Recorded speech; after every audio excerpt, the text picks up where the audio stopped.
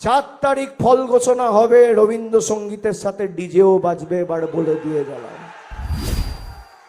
আর অমিত শাহকে চ্যালেঞ্জ, উনি বলেছেন চুন চুনকে হিসাব হোগা। আমি বলি যদি বুকের পাটা থাকে 4 তারিখ বাংলায় থাকবেন, কলকাতায় দেখা হবে বেলা 12টার পরে। কত ধানে কত চাল বুঝবো। কি বলছে?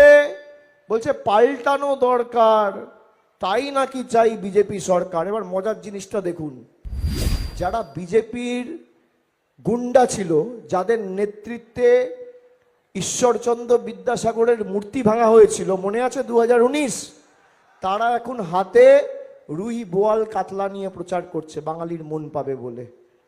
আমাদের পাল্টাতে গিয়ে নিজেরাই জব্দ হয়ে গেছে। এই হচ্ছে বাঙালির ক্ষমতা, আমাদের পাল্টাতে গিয়ে নিজেই জব্দ। আমি আপনাদের কথা দিচ্ছি, যাদের নাম এই এসআইআরে বাদ গেছে, এটা হয়তো আমাদের নির্বাচনের প্রতিশ্রুতি নয়। তার কারণ মানুষের অধিকার আমাদের কাছে নির্বাচনের ইস্যু নয়, এটা আমাদের হৃদয়ে রয়েছে, আমাদের মননে রয়েছে এবং আমাদের অন্তরে রয়েছে। যাদের নাম বাদ গেছে কেউ চিন্তিত হবেন না, কেউ অযথা আতঙ্কিত হবেন না।